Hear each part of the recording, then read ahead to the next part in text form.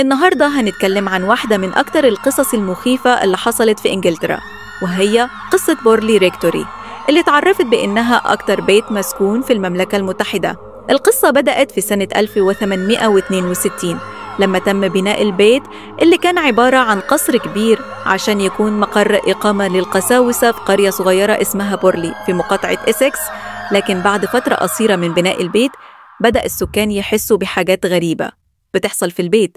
القس هنري بول كان أول قس يعيش في البيت، ومع مرور الوقت هو وأسرته بدأوا يلاحظوا حاجات مش طبيعية بتحصل. أصوات غريبة بتحصل بالليل، وأبواب بتفتح وتقفل لوحدها، وظهور أشباح في المكان. سكان البيت كانوا دايماً بيشوفوا حاجة شبه امرأة لابسة لبس رهبانية بتظهر وتختفي في الجنينة الخلفية للقصر، وده كان بداية الهلع الحقيقي بالنسبة لهم. القصة انتشرت بسرعة في القرية، وكل الناس بقوا يتكلموا عن البيت المسكون بعد وفاة القس هنري. واللي كان عايش في البيت لفترة طويلة جت عائلة جديدة عشان تعيش في بورلي ريكتوري، ودي كانت عائلة القس ليونيل فويد وزوجته ماري. كانت العيلة دي بتتعامل مع البيت بشكل عادي في البداية، لكن بعد فترة بدأت برضو تحصل حاجات غريبة.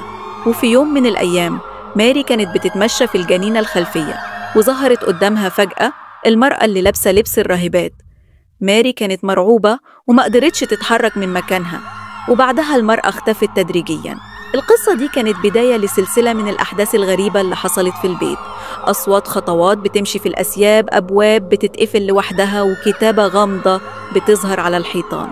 الحاجات دي كلها كانت بتخلي سكان البيت في حالة رعب مستمر، ومع مرور الوقت البيت بقى معروف بأنه أكتر مكان مسكون في إنجلترا.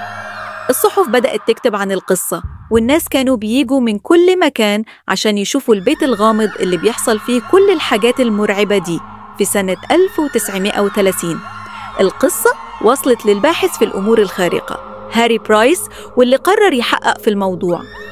برايس قضى وقت طويل في التحقيقات، واستأجر البيت لمدة سنة كاملة عشان يشوف لو يقدر يلاقي تفسير منطقي للحاجات اللي بتحصل في البيت.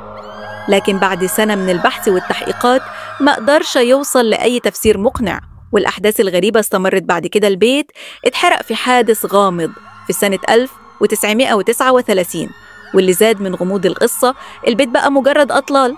لكن لسه لحد النهاردة الناس بيتكلموا عن بورلي ريكتوري وبيفتكروا قصته اللي لحد دلوقتي محدش يقدر يفسر إيه اللي كان بيحصل فيه.